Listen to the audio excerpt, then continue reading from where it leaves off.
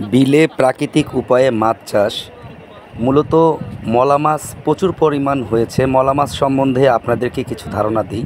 যারা ব্যবসা করে এই মৎস্য চাষের সাথে জড়িত তারা জানে, মলা মাছ কোনো পুকুরে থাকলে সে পুকুরে যদি জাল নামানো হয় পরবর্তীতে কিন্তু মলা মাছ আর পাওয়া যায় না। একবারেই তুলে নিতে হবে, একবারই বাজারজাত করতে হবে। ভালো করে ধরে থাক, ওটা ঘন্টা ঘন্টি করার দরকার নেই।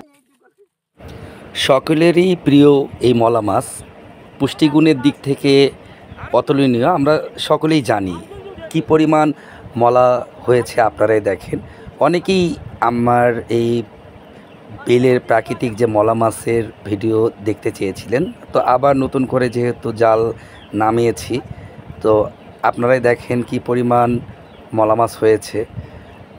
সম্পূর্ণ এটি আল্লাহ প্রদত্ত। প্রাকৃতিকভাবে এই মাছের প্রজননের ক্ষেত্রে দিঘি বা পুকুরে যদি হয়ে থাকে, পরিষ্কার ও জীবাণুমুক্ত পরিবেশে প্রজনন করতে সক্ষম। আর আপনারাই দেখেন যে কি পরিমাণ মলা মাছ। কোনো কৃষক বা মৎস্যচাষীর কাছে এই মলা মাছ একটি আশীর্বাদ, তারই উদাহরণ তুলে ধরলাম ছোট্ট পরিসরে। ভালো থাকবেন।